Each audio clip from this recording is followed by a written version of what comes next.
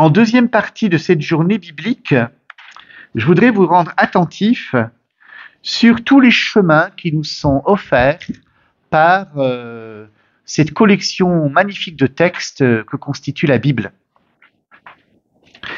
Et j'allais presque intituler cette partie « La Bible ou le guide du routard de Dieu ». Eh oui, mesdames et messieurs, la Bible, c'est le vrai guide du routard. La Bible, c'est pas simplement un livre. D'abord, c'est une collection de livres, comme vous savez.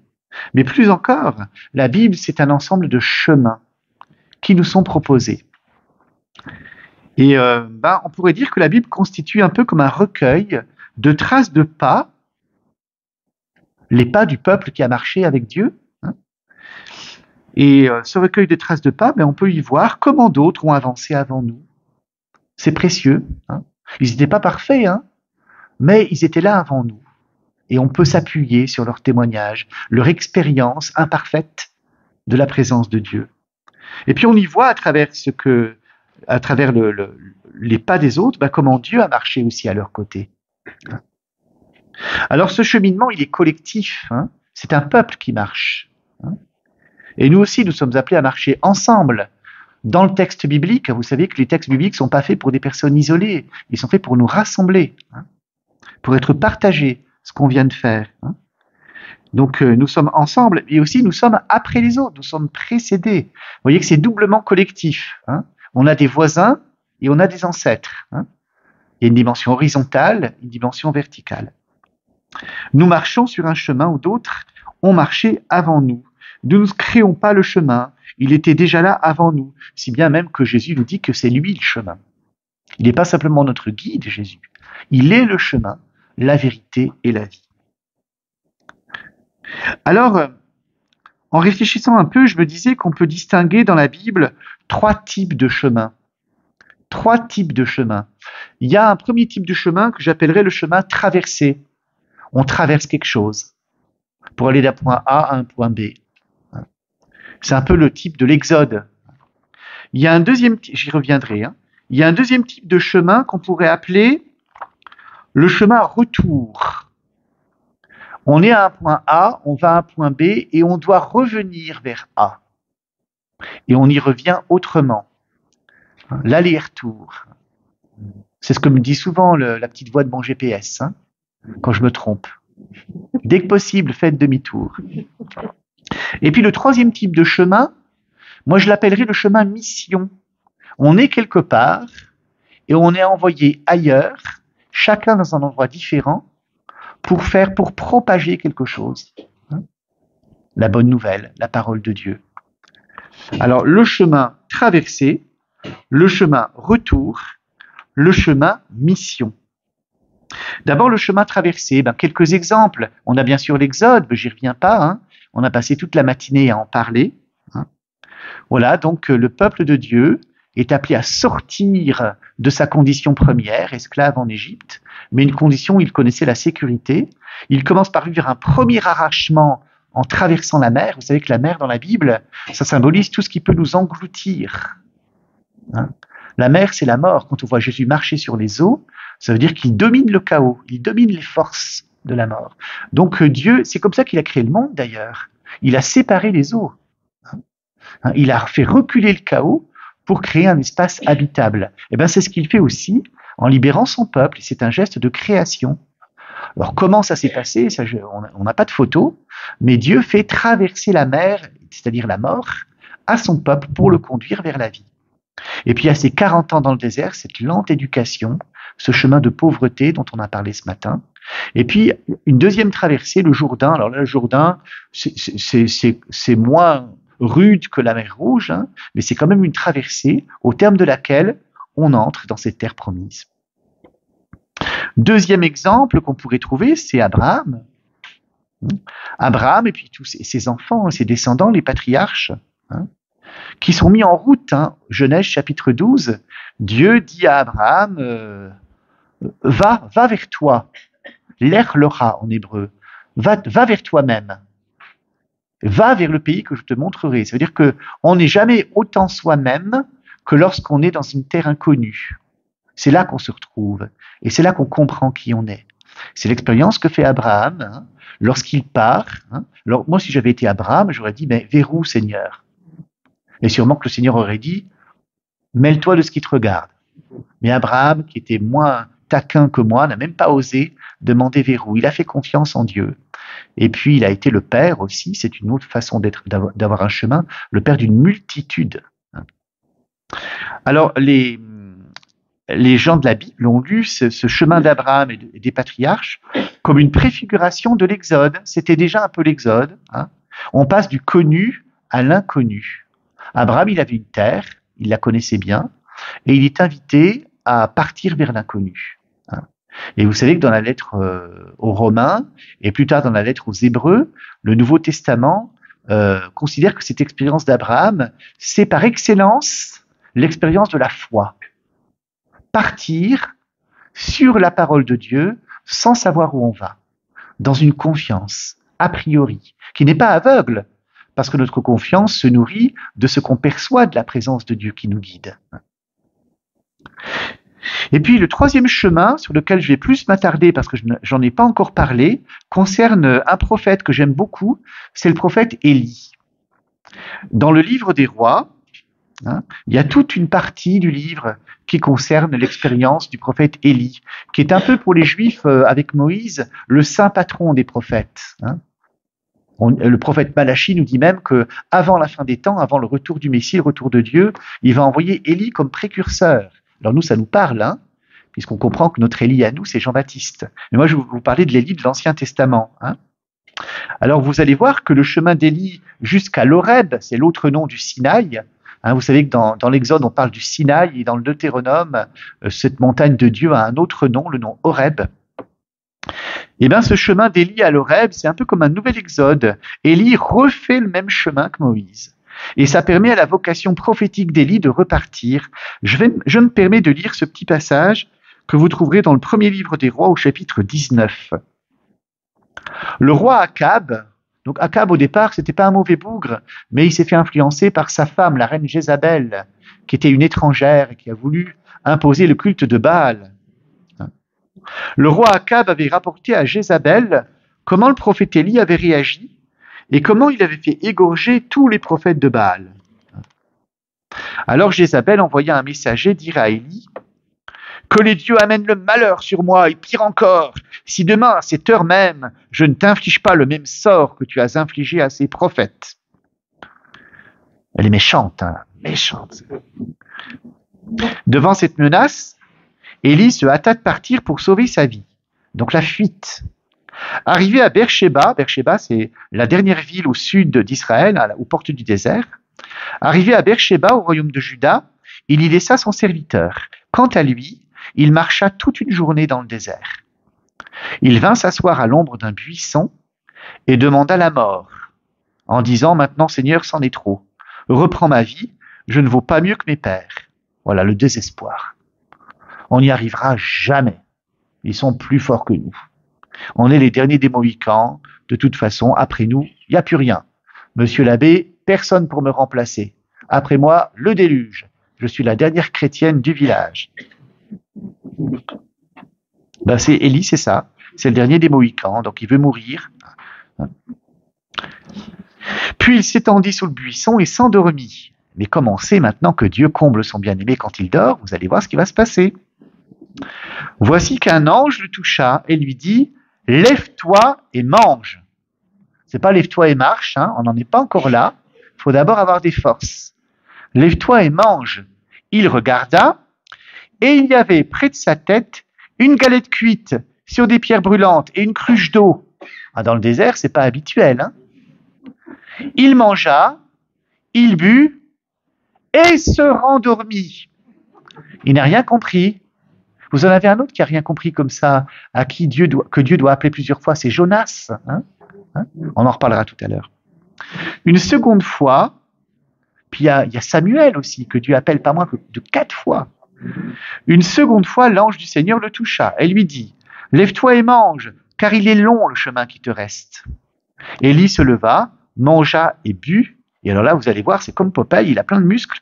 Puis, fortifié par cette nourriture, il marcha 40 jours et 40 nuits. On ne dit pas qu'il se rendort, là. Bon, peut-être, mais c'est pas ce que dit le texte.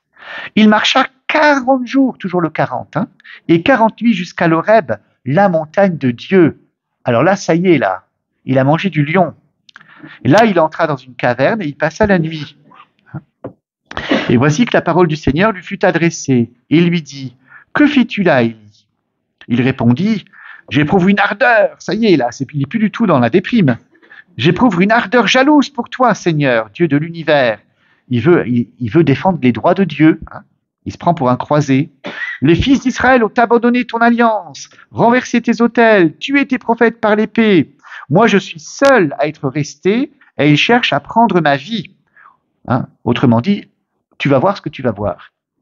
Le Seigneur lui dit, « Sors et tiens-toi sur la montagne, devant le Seigneur, car il va passer. » Vous savez qu'on ne peut pas voir le Seigneur sans mourir face à face.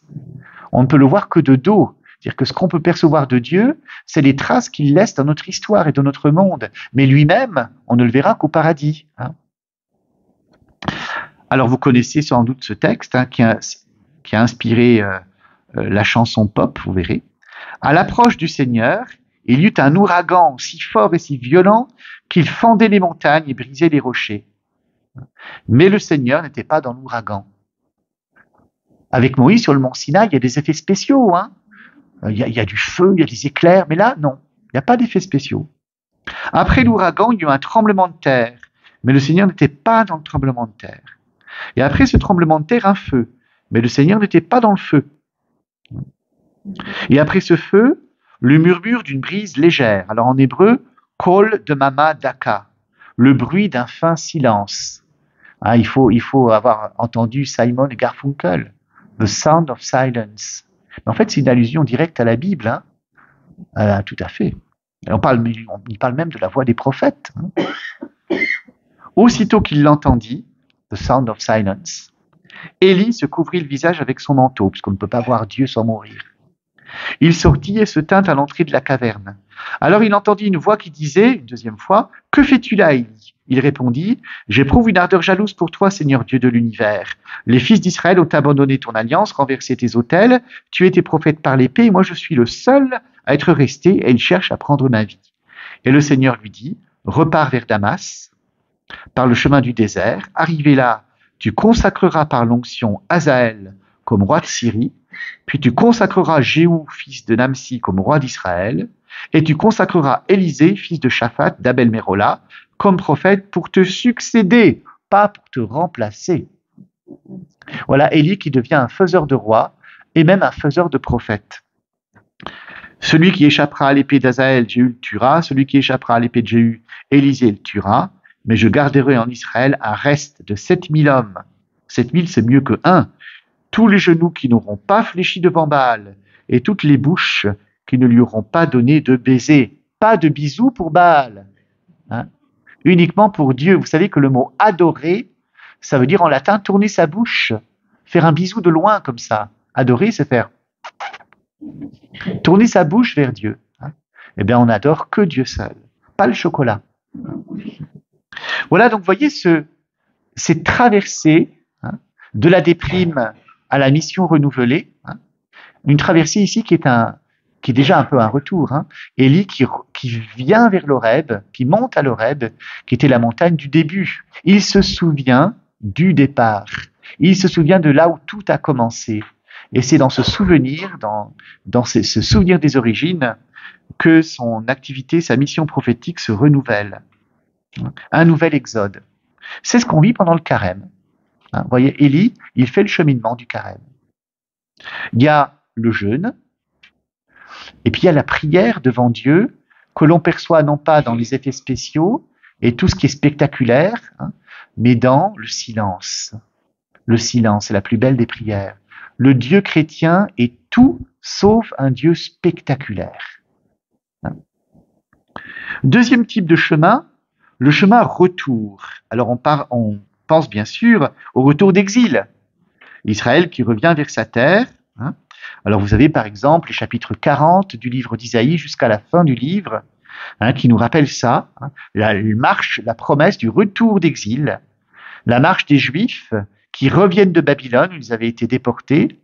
Alors certains sont peut-être restés, hein, mais il y en a qui reviennent après la conquête de Jérusalem par Nabuchodonosor, ils sont exilés, ils y passent une génération et ils reviennent vers leur terre.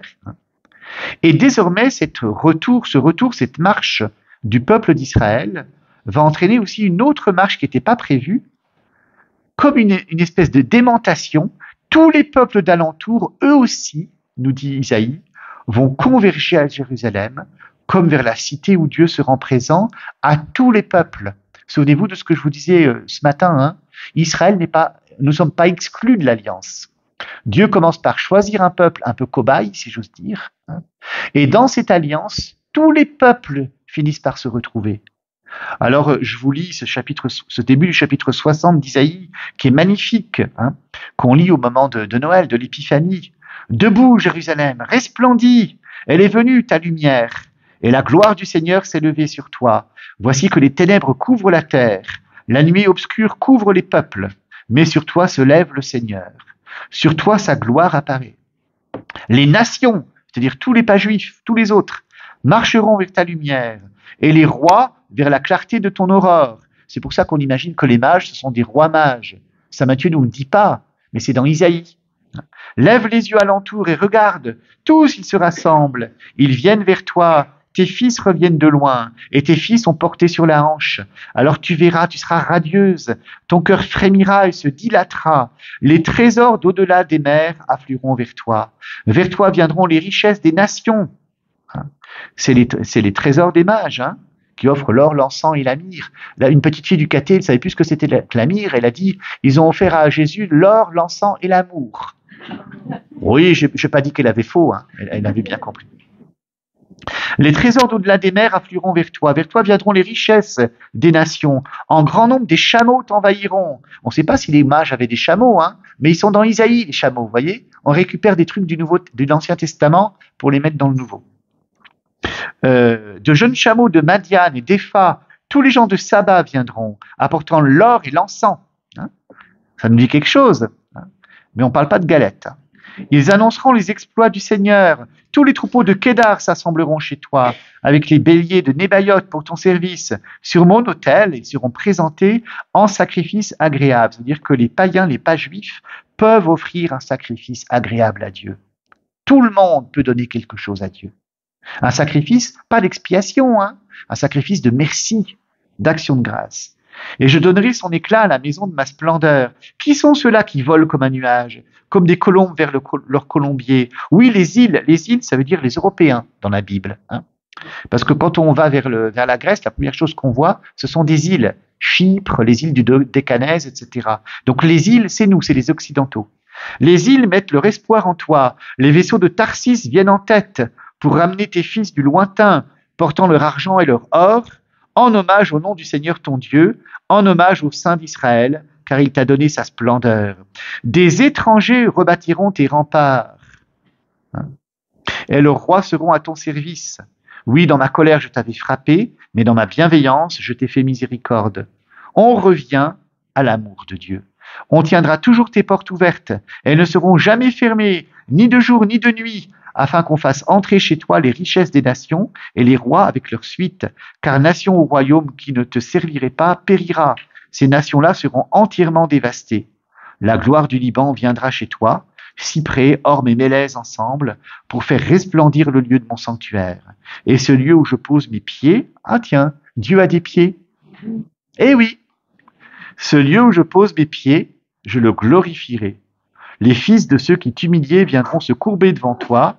Tous ceux qui te méprisaient se prosterneront à tes pieds. Ils t'appelleront ville du Seigneur, Sion du Saint d'Israël. Alors ça peut paraître un peu orgueilleux, hein. On dirait, il y en a que pour Jérusalem. Hein. Mais c'est une manière pour Dieu, par la bouche du prophète, de dire la condition d'après sera encore meilleure que celle d'avant. Et notons que ce retour d'Israël attire donc comme par aimantation tous les peuples, la convergence de toutes les nations vers Jérusalem. Dieu conduit son peuple, il accompagne son peuple à son retour, comme il l'avait accompagné à son départ. Vous voyez, Dieu se fait nomade, il redevient nomade quand il n'y a plus de temple. C'est ce que préfigurait Ézéchiel, Ézéchiel, c'est un prophète pas facile à comprendre. Hein. Je sais de quoi je parle, c'est moi qui ai fait les petites notes d'Ézéchiel dans la Bible liturgique. Je fais une petite pub. Hein. Mais dans le livre d'Ézéchiel, Ézéchiel entrevoit un char de feu, tiré par 4 animaux qui ont chacun une face humaine, une face de taureau, une face de lion, une face d'aigle. Ça vous dit quelque chose, hein? On en fera le symbole des 4 évangélistes. Hein. Et puis, Dieu est mobile, il y a des roues partout. Ils peuvent aller dans toutes les directions. Ça veut dire que Dieu est un Dieu mobile. Il nous suit partout là où nous sommes. Hein. Dieu n'est pas lié à un lieu. Il n'y a plus de lieu saint. Le lieu saint, c'est le peuple quand il obéit à Dieu. Dieu n'a plus de maison, mais sa gloire subsiste et elle accompagne le peuple dans son exil. Dieu redevient chef scout, aumônier scout. Il redevient nomade avec son peuple. Alors je vous ai parlé de Jonas aussi. Là aussi, il y a un retour. Alors Jonas, c'est le prophète qui est complètement à l'ouest. Il n'a rien compris. Hein. Alors Dieu lui dit, va à l'est, à Ninive, la grande ville païenne. Hein. Dire encore 40 jours et la ville sera détruite. Hein. Puis Jonas, il veut pas y aller. Il veut pas y aller. Il a peur pour sa peau. Et donc, il va à l'ouest, justement vers les îles, là, à la mer Méditerranée. Il s'embarque sur un bateau. Puis Dieu le rattrape en déclenchant une tempête. Puis Jonas dit aux matelots, aux marins, c'est de ma faute. Jetez-moi, vous verrez, ça ira mieux. On le jette par-dessus bord. Immédiatement, la tempête se calme. Et Dieu rattrape Jonas par le biais d'un monstre marin. On ne dit pas que c'est une baleine, c'est un gros poisson. Hein. Et puis Jonas chante quelque chose. Il crie vers Dieu dans le ventre de ce poisson, de ce monstre marin. Il est rejeté sur le rivage. Et Dieu, à nouveau, lui dit, hé Jonas, lève-toi, va à Ninive. Alors là, il comprend qu'il n'a pas le choix. Et il doit se dire, j'interprète un petit peu, il doit se dire, bon, ben voilà, ils vont me tuer, mais au moins, je vais faire comme tous les prophètes. Vous savez que les prophètes, c'est comme les Indiens dans les westerns. Un bon prophète est un prophète mort. Mais oui, parce que c'est le signe que la parole dont vous êtes le messager est si importante que vous pouvez donner votre vie pour elle. Hein. Donc le prophète est toujours martyr. Hein. C'est ce que Jésus dit lui-même. Hein. Et puis il faut mourir à Jérusalem en plus. Alors là, ce ne sera pas à Jérusalem, mais à Ninive. Mais Jonas, il se voit déjà un petit peu dans le martyrologe, vous voyez. Hein. On va se souvenir de lui. Alors il commence à traverser la ville de Ninive en disant « Encore un peu de temps, la ville sera détruite, etc. » Il n'a pas fini de traverser la ville que tout le monde se convertit. Le roi de Ninive ordonne un grand jeûne, une grande cérémonie de pénitence. Tout le monde se couvre d'un sac de cendres, hommes et bêtes. Vous voyez les vaches prendre le silice, la cendre et tout. Hein. Hommes et bêtes, hein, c'est un texte bien humoristique. Et alors là, Jonas, il pique sa crise. Il se roule par terre en disant « Mais c'est trop facile. C'est trop facile, ces gens qui se convertissent en un clin d'œil. Moi, j'ai tribé pendant toute ma vie, et puis eux, ils sont aussi importants que moi. Moi, je connais des chrétiens qui sont comme ça. Hein. Mais pourquoi vous faites tant attention à ces gens-là, monsieur l'abbé? On les voit jamais. Ben justement, plus la famille est éloignée, plus vous vous réjouissez quand ils sont là. Hein. Et alors, Jonas se roule par terre en disant « J'en étais sûr que tu es un Dieu lent à la colère, tendre et miséricordieux, lent à la colère et plein d'amour. » Donc maintenant, vous savez que lent à la colère, c'est large de narine. Hein. Donc Jonas, il n'a pas envie que Dieu soit bon. Dieu est trop bon pour lui. Hein.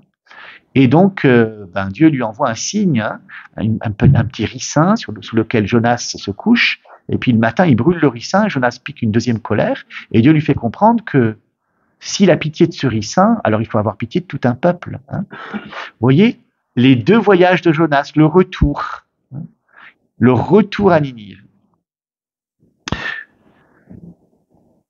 Et puis alors, je voulais vous parler aussi de l'évangile de Luc, parce que vous savez que nous sommes entrés dans l'année C, où nous allons écouter en particulier de larges extraits de l'évangile de Luc. Et figurez-vous que cette marche de retour vers Dieu, hein, qui vaut pour les chrétiens aussi, bien sûr, hein, eh bien, elle est souvent évoquée dans l'évangile de Luc.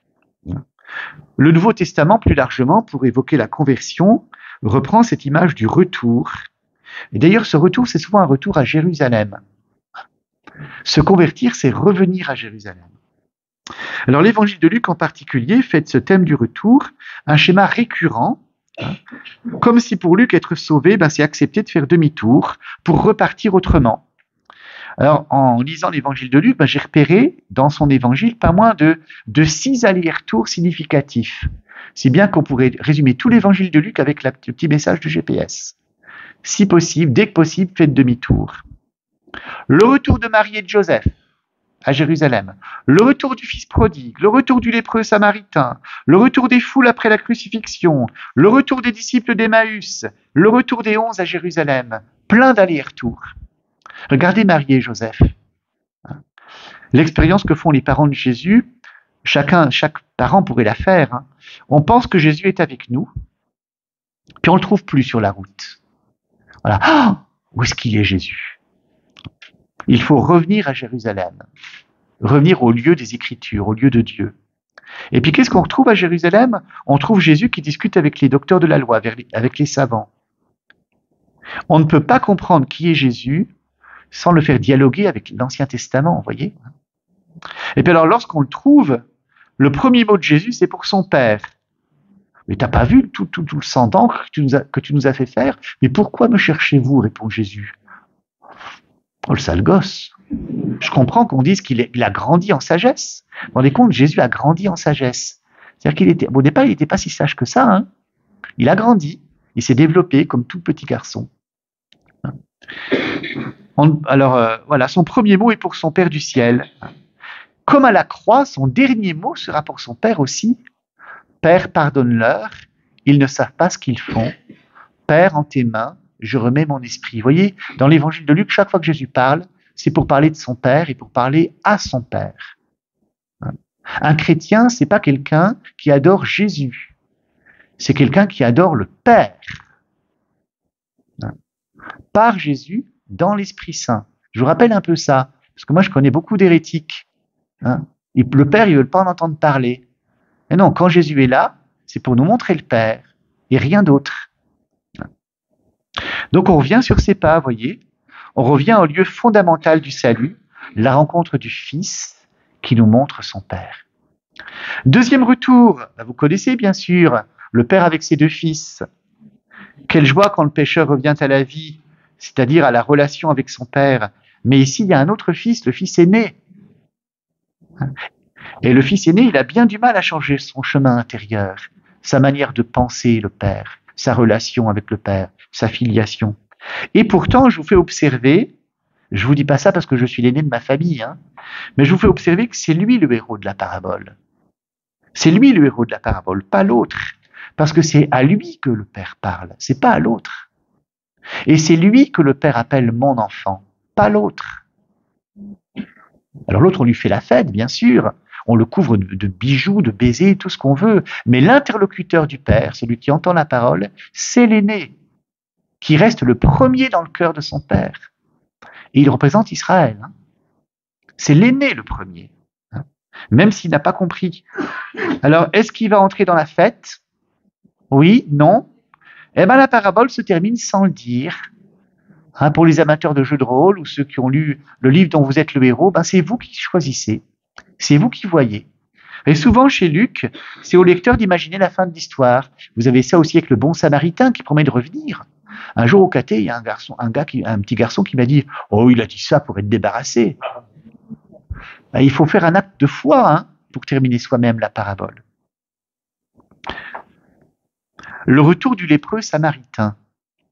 Celui qui revient n'est pas celui qu'on croit. Alors 10 lépreux viennent vers Jésus.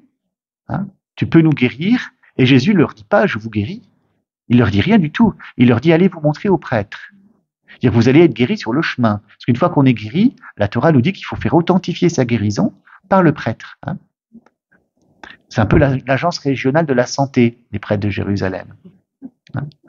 Mais alors là-dedans, dans les 10, il y en a un qui est samaritain. Jérusalem, il n'en a rien à faire, c'est pas son temple. Lui, son lieu de culte, c'est le mont Garizim et le mont Ébal. C'est comme si vous disiez à un ami protestant d'aller demander des indulgences au pape François. Il prendra ça pour une insulte. Alors qu'est-ce qu'il fait, lui? Il revient sur ses pas. Et il se prosterne devant Jésus. Et c'est une manière pour Luc de dire que Jésus, c'est lui le prêtre. C'est lui le prêtre. Et d'ailleurs, je vous ai dit tout à l'heure, ce matin, que Jésus, dans Luc, il bénit ses disciples après sa résurrection. Le geste que Zacharie, le prêtre Zacharie, n'avait pas pu faire. Le retour des foules après la crucifixion. Chez Luc, Jésus ne marche pas seul vers la croix. Toute une foule met ses pas dans les siens. Le peuple est avec lui. Hein?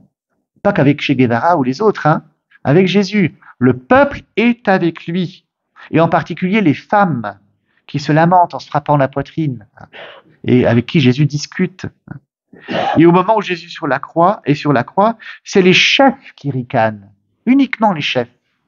Luc insiste beaucoup sur cette distinction. Hein. Il y a les riches et les pauvres, et c'est les chefs, c'est les puissants qui n'ont rien compris et qui condamnent Jésus.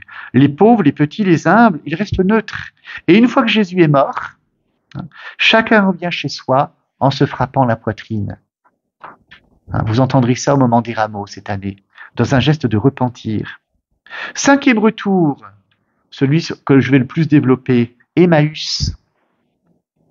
Le grand retour sur soi, la grande conversion, c'est bien sûr l'expérience de la rencontre du ressuscité lors de ce chemin vers le village d'Emmaüs. Ne me demandez pas où est Emmaüs, c'est à 2 heures de Jérusalem, mais on ne sait pas dans quelle direction.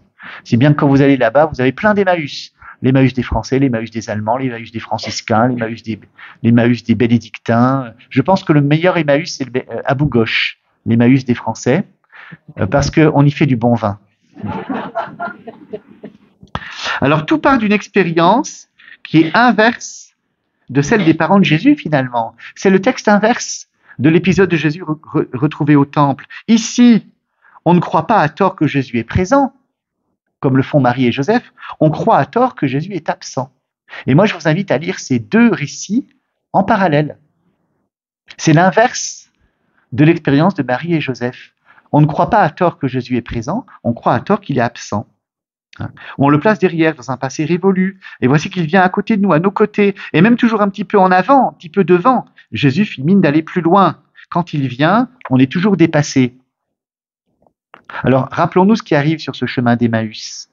Il y a un certain Cléophas et son compagnon, ou peut-être sa compagne. Si on poursuit le parallèle avec Joseph et Marie, peut-être qu'il s'agirait de la femme de Cléophas. On en parle de la femme de Cléophas dans l'évangile de Jean. Elle fait partie des saintes femmes au pied de la croix. Hein. Donc moi, je pense que ce serait peut-être la femme de Cléophas. Et il y a un autre indice qui peut nous indiquer ça, c'est qu'à la fin, on nous dit « Alors leurs yeux s'ouvrirent et ils le reconnurent ». C'est une allusion à la Genèse, après le péché originel. Alors leurs yeux s'ouvrirent et ils virent qu'ils étaient nus. Adam et Ève, la désobéissance, ouvrent leurs yeux sur leur petitesse, misère de l'homme sans Dieu, comme disait Blaise Pascal. Et Cléophas et Madame Cléophas, la rencontre de Jésus, le nouvel Adam, ouvrent leurs yeux sur la nouvelle humanité. Alors leurs yeux s'ouvrirent et ils le reconnurent. Donc, quand vous imaginez les disciples d'Emmaüs, vous n'êtes pas obligé d'imaginer 2 compagnons. Peut-être qu'il s'agit d'un couple. Ou alors c'est le lecteur, l'autre, celui qui n'est pas nommé. Alors on chemine du non-sens, de la désespérance, au surplus de sens de la foi, grâce à celui qui fait comprendre des Écritures, qui partage le pain. Alors vous avez 4 étapes que vous connaissez bien, hein. On les retrouvera aussi dans les Actes des Apôtres, vous savez, au moment de la rencontre entre Philippe, le diacre Philippe, et l'eunuque de la reine d'Éthiopie. Vous avez ces 4 rencontres, ces 4 étapes. La rencontre sur la route, hein, l'explication des Écritures, un geste décisif, sacramentel. Alors c'est le baptême pour l'histoire de l'eunuque. Voici de l'eau. Qu'est-ce qui empêche que je sois baptisé? Le diacre Philippe, il n'a pas dit, faut que tu t'inscrives au service diocésain du catéchuménat, puis ça va durer 2 ans, puis il y aura des étapes. Donc là, vous voyez que c'est un peu rapide. Hein. Et puis pour Emmaüs, c'est bien sûr le pain rompu, hein, l'Eucharistie. Et puis quatrième étape qu'on oublie souvent, la disparition du médiateur. Philippe disparaît et Jésus lui aussi disparaît. Hein. Et c'est important ça, parce que ça veut dire que le croyant est renvoyé à sa propre route. Et qu'est-ce qu'ils font les disciples d'Emmaüs qui sont descendus de Jérusalem pendant 2 heures en pleine nuit? Ils reviennent en courant vers Jérusalem. Dès que possible, faites demi-tour. Donc voyez, la foi ne peut pas se réduire à l'expérience intime avec le Christ. Elle ne prend consistance que lorsqu'on est revenu à Jérusalem pour rencontrer les 11. L'authentification de l'expérience du ressuscité par l'Église. Et alors, ils ont à peine ouvert la bouche et pensaient avoir un scoop. Léon se dit, mais non, on sait déjà. Nous aussi, on a vécu pareil, la même chose. Il est ressuscité, il est apparu à Simon, à Pierre. Et vous voyez, comme dans l'apparition... Alors, Quand Jésus apparaît à Marie-Madeleine dans l'évangile de Jean, Marie veut retenir Jésus. Elle tombe à ses pieds et Jésus dit « Ne me retiens pas, c'est pas fini ».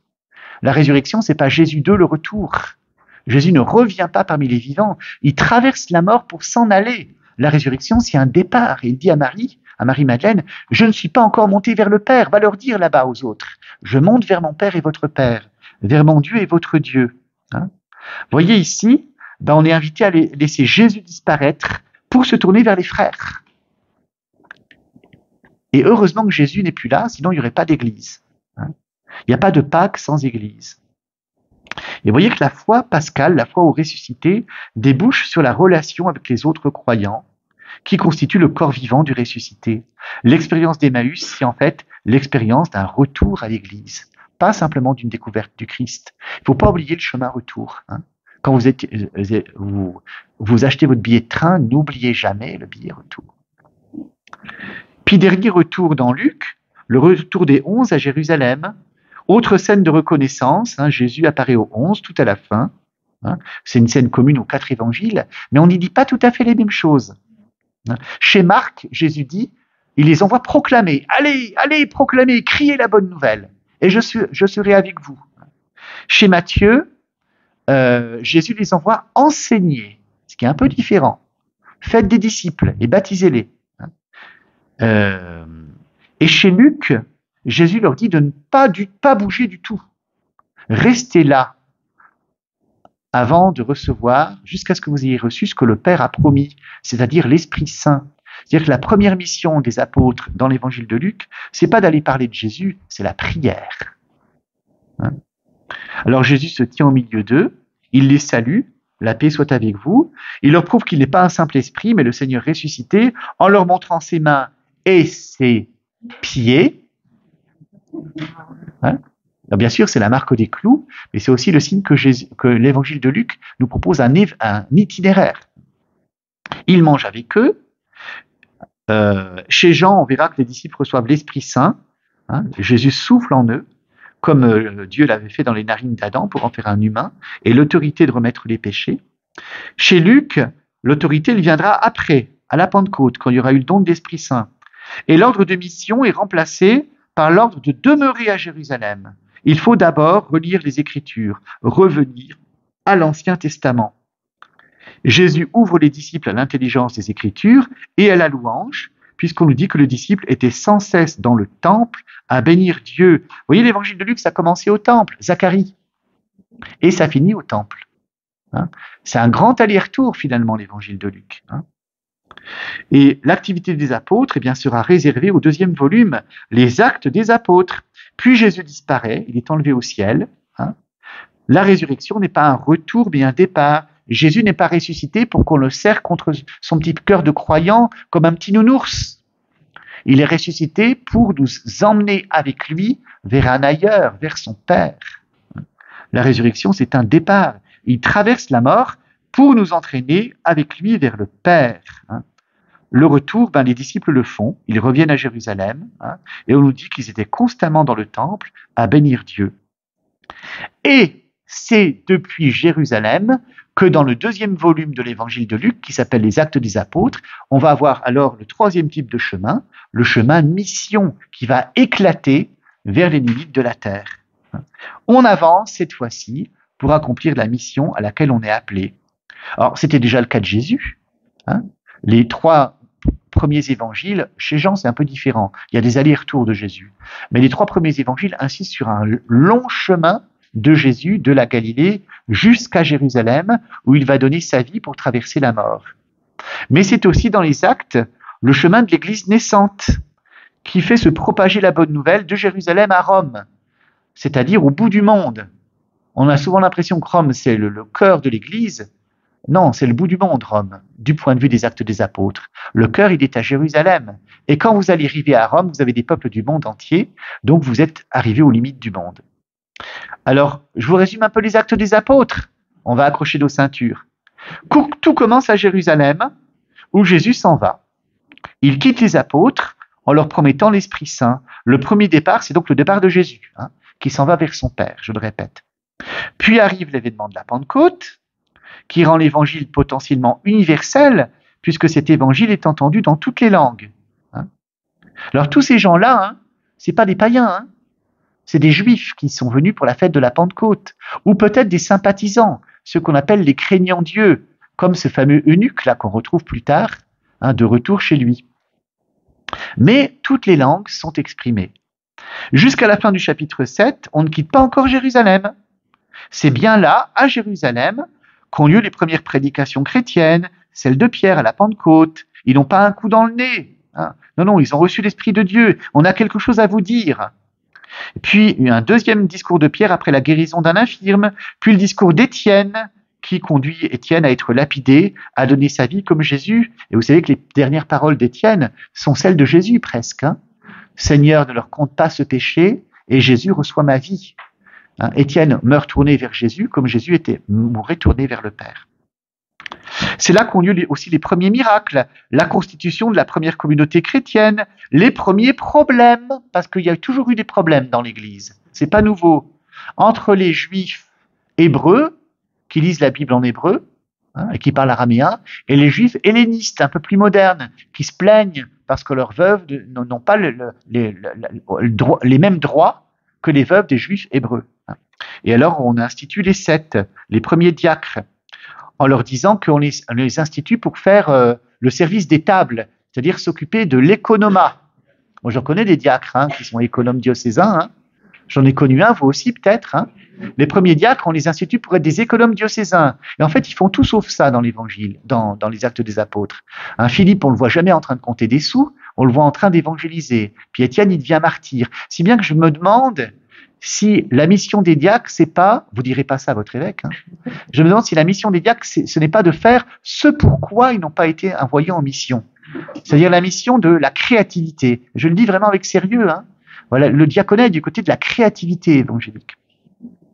Les premières persécutions, Pierre, Jean devant le Sanhédrin, Étienne lapidé. Alors face à cette persécution, eh bien les apôtres se dispersent en Judée, mais aussi en Samarie, dans le pays des hérétiques, qui ne prient pas Dieu comme il faudrait, puisqu'il faudrait prier Dieu à Jérusalem. Hein. Et c'est en Samarie, dans le pays des autres, qu'on méprise, que le diacre Philippe va annoncer l'évangile, avant de se diriger sur la route de Gaza, où il va rencontrer l'eunuque éthiopien dont j'ai parlé, qui reçoit le baptême en un clin d'œil. Hein. Et c'est le premier baptême d'un non-juif. Hein. Alors, c'est pas n'importe qui, hein, c'est un ministre des Finances. Hein. Mais il reçoit le trésor de la foi. Puis alors on va suivre le parcours de Saul, Shaoul, futur Paul, son chemin vers Damas, interrompu par sa conversion, sa prédication à Damas, son retour, à Jérusalem, où il fait reconnaître avec bien du mal le changement radical qui s'y est opéré en lui auprès de ceux qu'il persécutait naguère. Il nous dit qu'il est converti. Il a quand même mis en prison ma belle-mère, mes frères, mes sœurs. Est-ce qu'il est vraiment converti, celui-là? Vient alors le parcours de Pierre. Alors d'une guérison, la guérison d'un certain Énée à Lydda, pas loin de Césarée, la résurrection, Pierre ressuscite une jeune fille, Tabitha, la gazelle, à Jopé, et puis cette grande vision hein, simultanée du païen Corneille à Césarée et de Pierre à Jopé. Ils sont invités à se rendre l'un chez l'autre. Hein. Pierre va chez le centurion Corneille, et puis Pierre dit Dieu m'a dit d'aller vers toi, mais qu'est-ce que je dois faire? Explique-moi. Et Corneille dit Dieu m'a dit que quelqu'un viendrait vers moi, mais qu'est-ce que je dois faire? Explique-moi. Ils savent pas, mais Dieu les met en présence l'un de l'autre. Hein. Et puis là aussi, toute la maison de Corneille finit par être baptisée. L'ouverture large, cette fois-ci, de l'évangile aux païens. Vous voyez, le premier prédicateur des païens, c'est pas Paul, hein, c'est Pierre. Et puis la venue de l'Esprit Saint sur les auditeurs. Alors ils reçoivent leur confirmation avant de recevoir le baptême. C'est du n'importe quoi. Hein. Pierre va rendre compte de tout ça à Jérusalem. Fondation de l'église d'Antioche, où pour la première fois, tous ces gens-là sont appelés chrétiens. L'invention du denier de l'église, le geste d'entraide pour la Judée à l'occasion d'une famine, sous la responsabilité de Saul et Barnabé. À Jérusalem, l'exécution de Jacques, frère de Jean, l'arrestation, la délivrance de Pierre. Et puis la constitution du premier trio de missionnaires, Saul, Barnabé et un certain Jean, surnommé Marc, qui est le cousin de Barnabé. Et alors, à partir du chapitre 13, on va suivre Paul, Shaoul, autrement dit Paul, qu'on suivra désormais jusqu'à la fin du livre, avec des 3 voyages missionnaires que vous connaissez, puis son dernier voyage à Rome, où il doit se rendre pour être jugé en appel par l'empereur. Alors on dit souvent que le ministère de Paul est un ministère itinérant. Oui, mais Paul, il fait pas comme les curés de paroisse qui passent leur temps dans leur voiture à faire l'aller-retour entre leurs villages. Hein. Il ne voyage que 4 fois. C'est pas beaucoup. Et quand il reste à Corinthe, il y reste plusieurs années. Hein. Donc le ministère itinérant, c'est plutôt Jésus qui l'a eu. Jésus bouge beaucoup plus, il y a beaucoup plus de va-et-vient dans les évangiles que dans les actes. Dans les actes, on se dirige lentement vers un point, avec des étapes. Alors bon, vous connaissez l'histoire. Hein. D'abord, c'est pas Paul avec Barnabé, c'est Barnabé avec Paul. Hein. C'est Barnabé le chef dans le premier voyage. Hein. Ils vont à Antioche, puis à Chypre. Hein. Voilà, puis ensuite Antioche de Pisidie, dans la Turquie actuelle. Paul, à chaque fois, commence par s'adresser à la synagogue, mais ça se passe souvent mal, le refus de son propre peuple, puis ils vont vers les païens. Hein. Ils vont à Iconium, à Lystre, enfin toutes ces petites villes d'Asie mineure, hein, et ils reviennent à Jérusalem. Deuxième voyage, hein, alors là, pour la première fois, l'évangile va atteindre l'Europe. Hein. Alors, Barnabé dit à Paul, allez, on s'en va, et j'emmène Jean-Marc avec moi. Mais le problème, c'est que Jean-Marc, au cours du premier voyage, il avait eu peur quand il fallait traverser l'Asie mineure. Il avait peur de tomber sur des brigands, des bandits. Il est retourné chez sa mère, à Jérusalem. Donc Paul dit non, je ne voyage plus avec ce type-là. Si bien que Barnabé et Paul se séparent. Barnabé va évangéliser Chypre avec Jean-Marc, Jean surnommé Marc, et Paul prend un nouveau collaborateur, Silas, pour le deuxième voyage missionnaire, et puis Timothée ensuite. Il va en Macédoine, au nord de la Grèce, et à ce moment-là, au chapitre 16, pour la première fois, Luc ne dit plus « ils vont faire ceci et cela », tout d'un coup, on passe au « nous », on passe à la première personne du pluriel. Donc vous voyez que Luc, c'était sans doute un Européen, hein, sans doute un chrétien des régions de la Grèce. Alors plein de conversions, plein d'étapes que je vous passe. Hein. Ah, vous connaissez bien sûr le grand discours de Paul aux philosophes d'Athènes, hein, à l'aréopage, pas l'aéropage, hein, l'aréopage, l'équivalent de l'Académie française, où là, il ne peut pas commenter les Écritures, les savants de l'aréopage de l'école. Alors qu'est-ce qu'il fait Paul? Il part des philosophes grecs, hein, et il montre à partir des philosophes que celui qu'on ne connaît pas, que vous ne connaissez pas, que vous vénérez, que vous adorez sans le connaître, moi je le connais, et je vais vous en parler. Troisième voyage missionnaire, au terme duquel Paul fait ses adieux aux anciens d'Éphèse, puis dernier voyage, montée vers Jérusalem, arrestation de Paul, qui fait appel, puisqu'il est citoyen romain, il fait appel auprès de l'empereur, et c'est là qu'il est embarqué jusqu'à se retrouver à Rome. Et puis là aussi, comme d'habitude dans l'évangile de Luc, on reste sur un suspense, on ne sait pas ce qui va se passer. Hein. Ça y est, on est à Rome, donc maintenant, c'est à nous de jouer. Alors vous voyez, de Jérusalem, qui est le lieu de la mort et de la résurrection de Jésus, jusqu'à Rome, où convergent tous les peuples du monde connu, il n'y a qu'à voir Astérix, hein, en passant par la région maudite de Samarie, et puis toutes ces nombreuses tribulations de la communauté chrétienne naissante, eh bien l'évangile explose jusqu'à atteindre potentiellement les limites de la terre. On évangélise avec ses pieds plus qu'avec sa bouche. Évangéliser, c'est partir, marcher. Alors, je sais bien que maintenant qu'il y a le numérique, etc., mais moi, personnellement, j'y crois pas beaucoup. Ça peut aider, hein, mais pour évangéliser, il faut marcher. Et la marche, désormais, ce sera celle des chrétiens qui, au fil de l'histoire, individuellement et puis collectivement, n'auront jamais fini de marcher vers le Père, conduits par le Fils, qui est leur chemin, et poussés en avant par l'Esprit, souffle de Dieu, qui est leur force, le principe de nouveauté et de vie. Alors que retenir au terme de cette journée? Retenons que ça déménage, on ne sera jamais installé. On ne sera jamais installé. Les chrétiens, parce qu'ils sont citoyens des cieux, en marche vers la vie de Dieu, ne seront jamais chez eux. Et cette vie de Dieu a déjà commencé, hein, elle grandit en nous.